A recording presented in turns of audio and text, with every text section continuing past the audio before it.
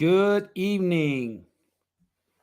Welcome to the Living in Utah live question and answer session right here Thursday evening. A couple minutes late tonight. Had a hard time getting the computer to hook up and get the camera and the microphone to connect for some reason. So that's frustrating. So welcome everyone. This is just an open forum. You're welcome to ask any kind of questions that you would like, whether it's on the state of Utah, about the United States, real estate, investing, you name it, open book. We can talk about just about anything. This week in Utah, it has been a mixed bag of weather. Halfway decent day today, had a little bit of wind. Tomorrow, they're expecting rain. So we should get some rain, much needed rain. We do need more water, more water. We will be on some water restrictions on your yard this summer for just about the whole state. So in my particular city, they are limiting me to 1 day a week watering. That's the schedule. And so we have secondary water, which is plumbed from the mountains. It's like untreated water. Comes down, just use it for your yard or to wash something off or garden or something like that. They normally turn the valve on April 15th, and they have delayed it by 1 month this year. So I don't have any water right now for the yard to even water with. So it is improving. Last weekend, we got a fair amount of snow in the mountains. And water situation has improved a little bit, but we're still way below average. So have to take some measures. So much needed. Other things that are happening in the state. It is pretty much a lot is being consumed with the NBA playoffs. The Utah Jazz are in the NBA playoffs. They played 2 games down in Dallas, and they walked away from there with on a 1-1 record. And so they're back home here. What I really like, the excitement that I like, is for the businesses that are located in downtown Salt Lake City. The bars, the restaurants, the hotels. During COVID, a lot of games, no fans, very limited fans. It was tough to stay in business, really tough. Across the United States, the restaurant industry, the bar industry, the gym industry got rocked really hard, really hard. So it's good to see some of those industries bouncing back, getting opportunities to come back. So I'm looking forward to the playoff games for what it's going to do for the city of Salt Lake City, especially the businesses and the money that it generates. So it's good to see. Hope it continues. There's some new waves of the COVID virus floating around, but you don't hear a whole lot about it now. It's kind of like once Russia invaded Ukraine, it's like the virus went away. It's not talked about. So that's what's happening here in the state of Utah. Any questions this evening? It is a quiet evening. As far as other things that are going on in the state of Utah, we are still, the economy is doing very well. The home market is still doing very well. We are seeing rate increases, mortgage rate increases. Probably we're about the 5% range on a 30-year fixed mortgage, up considerable amount from, say, maybe December, when you could possibly get 3% rates. But the economy in Utah is still booming. We still have some shortages from, if you are building new construction. Well, good evening from Finland. Wow. Probably the first person to join me from Finland that I have talked to from Finland. So welcome. welcome. 100%. Yes. I don't recall anyone else from Finland, but yes. Tell us more about Finland or tell us more about your interest in the United States or your interest in Utah. I love talking to people around the world. Had an opportunity yesterday to talk to somebody that's in Dublin, Ireland. We couldn't connect, but we did connect via email, and I wanted to connect via phone. I get excited about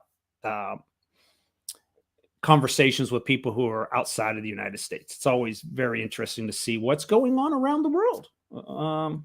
Definitely fascination. So, but hey, welcome from Finland.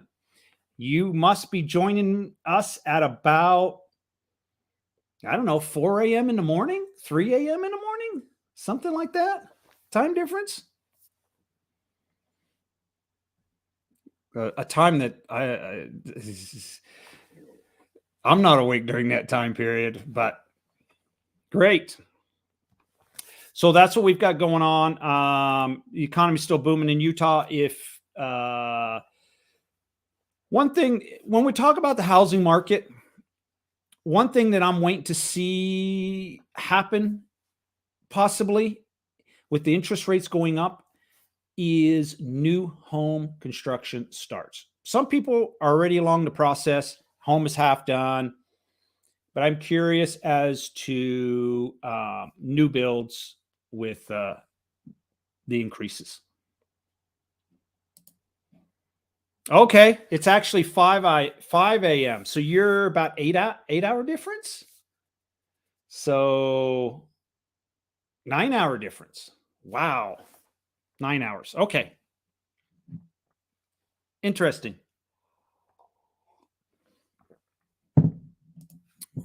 Jeff. Current events certainly have affected the stock market lately. Yes. Where do you see interest rates headed? I only see them going one direction, and that's up at the moment. It was, I read a report today that someone, I believe from the Federal Reserve, made a comment or a speech or some form.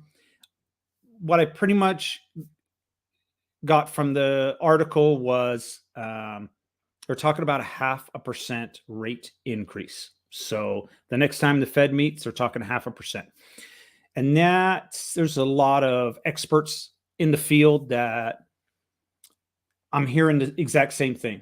When I'm on some of the financial state, I'm on CNBC, Yahoo Finance, you name it. I enjoy dabbling in the Forex market. So I always have an eye on the news and everything like that. So definitely interesting. But what I'm taking is possibly a 0.5% increase. I know that the Federal Reserve announced that they penciled in about 6 rate increases over the next year. We'll have to wait and see on that. I don't know if we're going to get all 6 possibly. Depends what inflation does. Inflation typically, historically, when you look at inflation, it very rarely rebounds. So what I mean by that is it goes up, and once it starts to curve the opposite direction, it usually continues going that way. It usually doesn't go up, come down, and then bounce back up. Kind of like the stock market does on a daily basis, up and down. But inflation typically does not do that historically. So I think that once the curve comes around and inflation starts to decrease a little, the Federal Reserve may not do as many rate increases. Now, when that's going to be, I don't know, because right now inflation is huge. So I think the stock market, I got mixed emotions about the stock market too. I think it's going to be very turbulent. And I mean, like the tech industry right now is getting hammered, and tech stocks they've been hammered all year pretty much. But on one hand, there's not a whole lot to support the stock market in a sense, if we start going into a recession. But we also have so many companies now that have done away with the guaranteed retirement plans, a lot of 401k money. That money will still be injected into the market in billions and billions of dollars. So you still have that. It's going to continue. That will continue. So it's actually 5 a.m. Hello, Governor. How are you doing? How is the state of Texas? How is the state of Utah? State of Utah is doing pretty good. We're still chugging along. A lot of people moving here. Nothing has slowed down. Nothing at all. So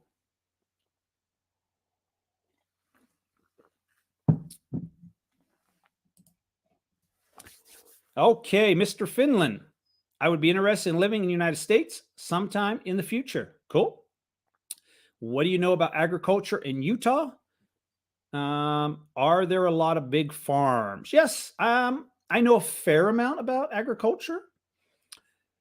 I know how to run a tractor. I know how to run a combine. My wife's family are Idaho farmers. They now rent the ground out. It is now rented out the ground. So they're not active farmers at the moment. But for many years, I used to help out on the farm. So potato harvest, wheat and barley, peas, you name it. So I know a little bit about the farming industry. In Utah, the farming industry is also very big. So we do have quite a few big farms. Pretty much this whole area, a lot of big farms in Idaho, Utah.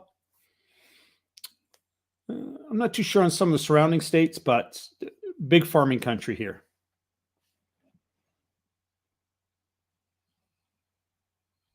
Now, when I also talk about farming in Utah, in northern Utah, when you're talking along the Wasatch Front from, say, Provo to Ogden, very little farming.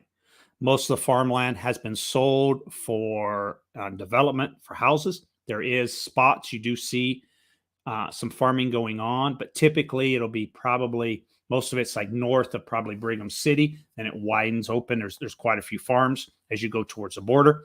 And then when you get past, say, Provo, Orem, Spanish Fork, heading south, you do find a lot of farms throughout that area down towards Cedar City. So that would be our farming area in a sense. Texas is still being Texas. Yes. Texas is on fire. I mean, I don't mean on fire with a fire, but record numbers of people moving to Texas. It's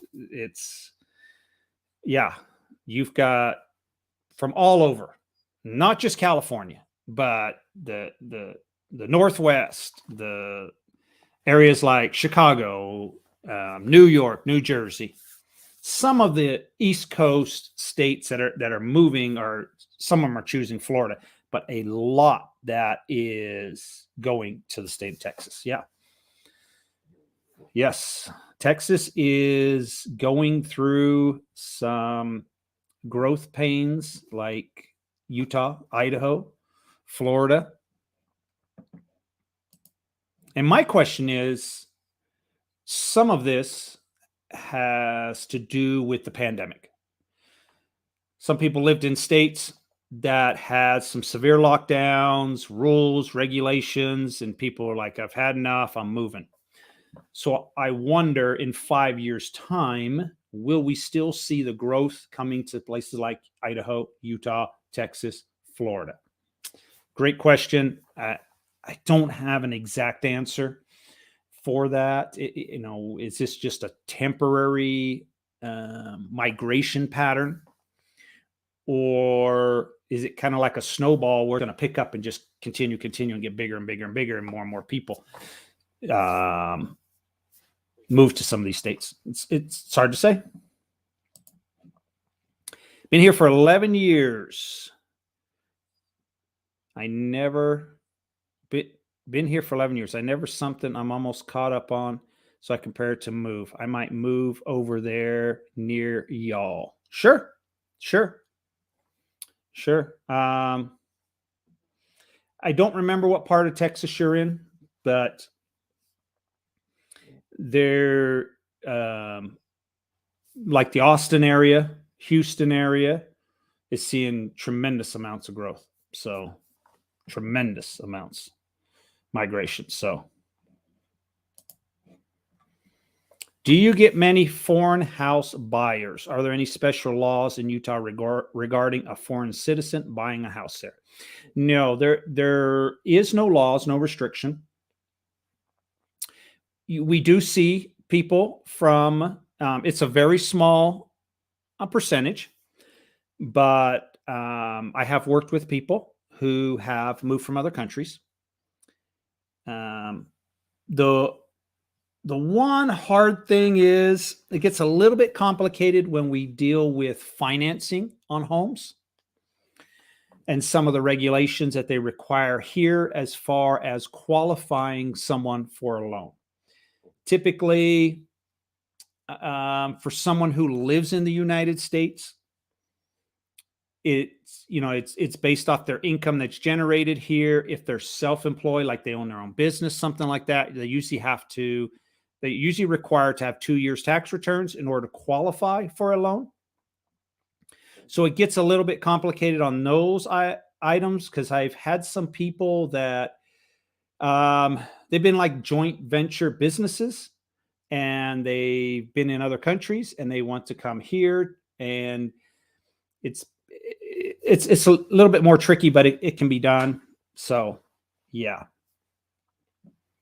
it happens though. But yeah, at the moment there's no quote like restrictions. As I say that, in the back of my mind, I am thinking about Russia at the same time. And they're trying to lock down some of Russia's assets in the United States, as well as in London and places like that. They're trying to go after homes and yachts and airplanes. So that is going on also in the United States. So people from Russia who own property here, and if they feel they are tied to Mr. Putin, they may have their property seized, at least maybe for temporary. I'm not too sure how all this is going to work. No idea at all. I actually followed a little bit there. I'm a fan of the English Premier League soccer. I'm a soccer fan, and there's a club there called Chelsea, and it's owned by a Russian, and the UK government has seized the club away from him. And the people are trying to buy the club, and now there's, will they sell it to someone else, et cetera, et cetera. But they've seized $1 billion sports business. So interesting. And you're being in Finland, you're probably familiar with. I'm sure Europe has covered the whole Chelsea Football Club seizure, so probably not a whole lot of news to you. Denton, 45 minutes away from Oklahoma. Okay, gotcha. Yep. Is Denton receiving? I mean, are you noticing the population growth? Is that an area that is expanding, like Austin and Dallas and Houston? But yeah, make a trip to Utah sometime if you ever want to. The nice thing is you're real close to Oklahoma. You can get in a car and you can make Utah real easy in a car. So relatively inexpensive in a sense. I mean, I know fuel prices are high, but you're not too far away from driving to the southern part of Utah and make a way up north and, have a vacation. If you do, I'd recommend you visit some of the neighboring states too. Idaho, Wyoming, Yellowstone, our national parks, lots of great things to see. So get some great exposure to the state of Utah and some of the surrounding states. We have some great surrounding states also. So great questions. Thank you.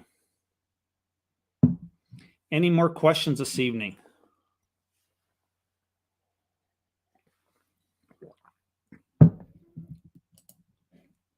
Yes, it is a college town, and yes, the population has increased dramatically. Okay, so pretty much, I guess all of Texas is seeing growth. Yes, there have been many confiscations of Russian-owned yachts and such all over Europe. Yes, so yeah, you are entitled to purchase property in the United States, and if you are part of the Russian group, maybe not. But I know you're not from Russia. I'm only joking. So, Jeff, a Russian Formula One driver, was recently fired by the U.S. team because of the invasion. Correct. I'm also a Formula One fan. I don't follow Formula One. I don't watch every race, but I keep up with the scores. I love Formula One race. And I'm actually on top of all the news for the Las Vegas race. They are bringing Formula One to Las Vegas. They are going to rip it down the strip. I think they're coming all the way down the strip, and they're going to turn around Bellagio, and they're going to go up towards UNLV, I believe is what the course is, then back down the strip. They are on the calendar for 2023. Las Vegas has a lot of work to do, but they are on the schedule for November 2023. And the latest rumor is they are trying to do it on Thanksgiving weekend. It will be a Saturday night race. They've already announced it will be a Saturday night race. I don't think they've officially announced the date, though. But most people, or most of the rumors are Thanksgiving. So Formula One to Las Vegas. I will be there.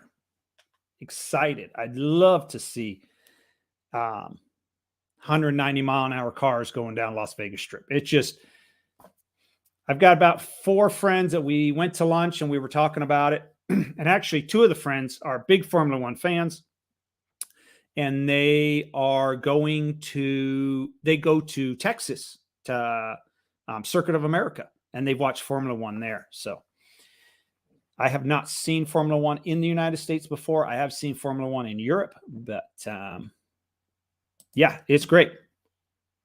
Construction, is that a thing in Utah? Building new homes? Yes. New home construction is going on all the time. Yes. I'm kind of interested to see how the future goes right now with interest rates rising. I'm looking for some data right now on new builds, on something that's going to be dug right now. How many people are willing, and this goes around the country, how many people are going to do new builds when most new builds take 8 to 9 months to build, and we have a big unknown of what the interest rate will be when that home is completed. So I've been looking for data for that. I have not been able to come across any data on that, but I'm curious on new builds starting this month and last month. I think Formula One is also coming to Miami in a year or two. Formula One is coming to Miami May the 5th and 6th this year, in a couple of weeks. I think it's the 5th and 6th, somewhere around there. Probably like the first weekend of May, it'll be in Miami. It's a street course in Miami, just like Las Vegas. They have been working on that for like 2 years, but I believe it's all built and everything now. They've got the concrete barricades with the fencing and the seating, and tickets are available. But they're racing here in a couple weeks in Miami. I'm looking forward to watching that race to see how they do the road course in Miami, to get an idea possibly how it will be in Las Vegas. There's a lot of unknowns. Vegas, as you can imagine, with a lot of U.S. cities, you get a hole or a pothole or a manhole cover, and they go out and they just patch it, and you drive your car down. But a Formula One car, you can't travel on roads like that. They sit so low to the ground that the route that Las Vegas will take some serious blacktop work and groundwork and laser levels so that those cars don't scrape. Manhole covers, driving every city in America, manhole covers, you're in and out of manhole cover and stuff like that. Well, Formula One car can't do that. So there is a lot of work that has to be done. And so, Vegas has a very, very tough task, but I'm sure Miami has had a very tough task over the last couple of years. I'm not too sure on the Miami one. I believe it's somewhere around about like a 5-year contract they signed. Las Vegas, I've heard that it's a 3-year deal. So, and then they'll see how it goes probably after that. So, okay, Mr. Finland. We were part of Russia until 1917. Oh, good to know. We are very proud of our independence and are looking forward to joining NATO as soon as possible. Everyone got a little bit scared because of the invasion. Yes.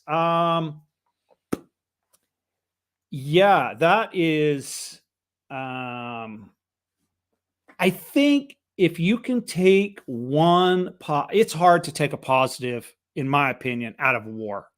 But let's just say one positive. And I think that is the power of NATO. And I believe Mr. Putin underestimated the power of NATO at how they stuck together and basically said, if you go into a NATO country, we are bringing everybody, the United States, England, Germany, all of NATO. You have to handle all of us. So very powerful. And I hope you do join NATO. I think it's very powerful. And it's shown right now how strong NATO is and how they are sticking together, 100% sticking together. I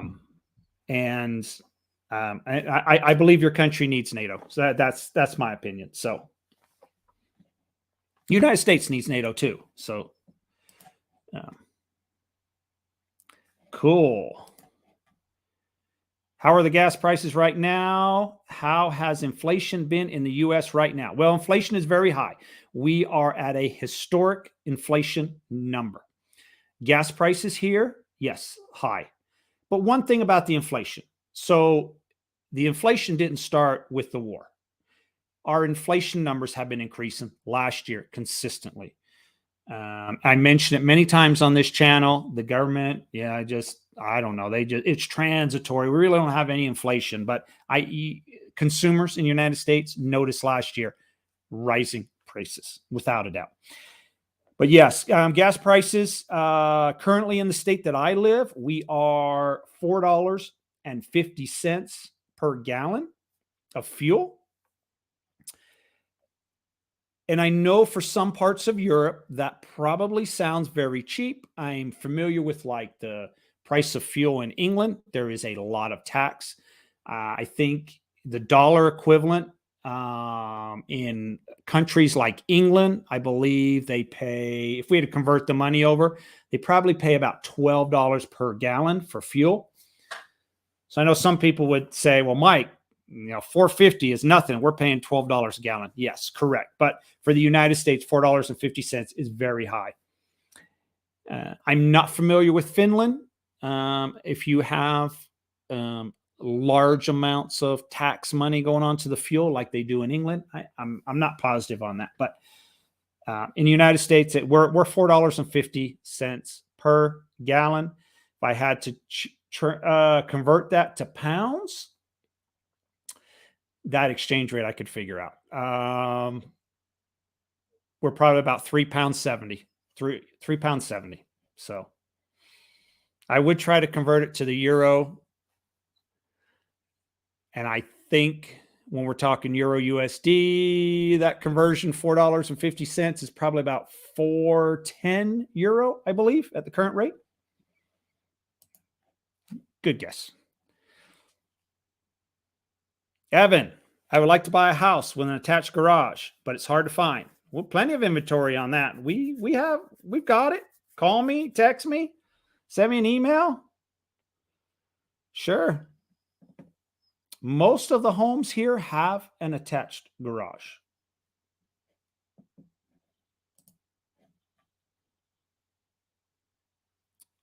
Okay, Curtis, have a good evening also. Thank you. Thanks for joining.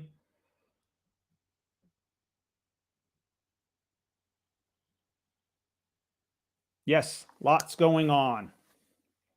Great. I appreciate the questions. And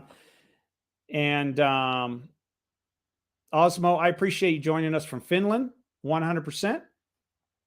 Love talking to people from around the world. It's always great, and it's great to get a perspective of what is going on around the world. So I really enjoy that. So